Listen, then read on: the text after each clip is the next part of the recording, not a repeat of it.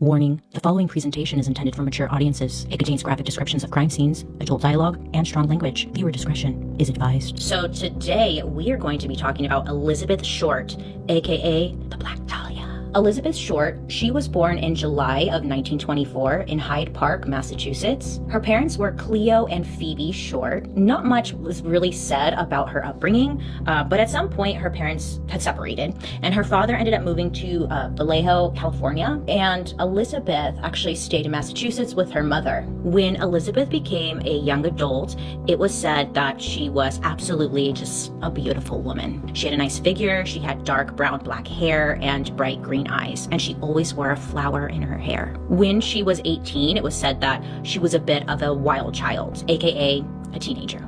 She just felt like she didn't belong in Massachusetts. Like she was destined to do something bigger, something better, and this small town just wasn't doing it for her. Now her father, Cleo, again, he was living in Vallejo. He's living out there, and he is still in talks with his daughter, and he's telling her like, hey, maybe you can come out and live with me.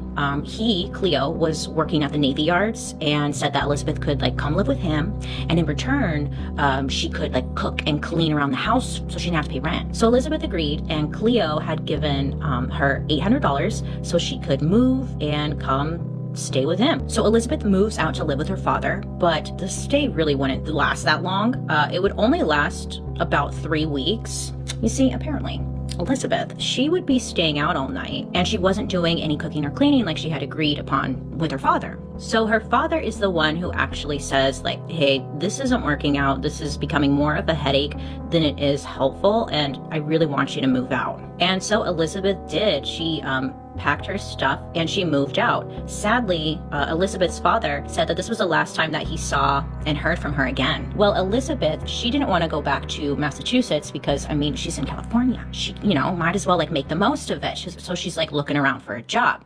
And she was able to find one working at Camp Cook on the military base. And she was working at the Post Exchange, which is a store where they sold food, clothes, all sorts of stuff. So Elizabeth would work there. She would only be there for about 9 months. And then she decided to leave and head down to sunny San Diego. So Elizabeth really had no plan, okay? She had no job. She didn't know where she was going to stay. She didn't really know what she was doing, but she was doing it. She was doing it. She was going to San Diego.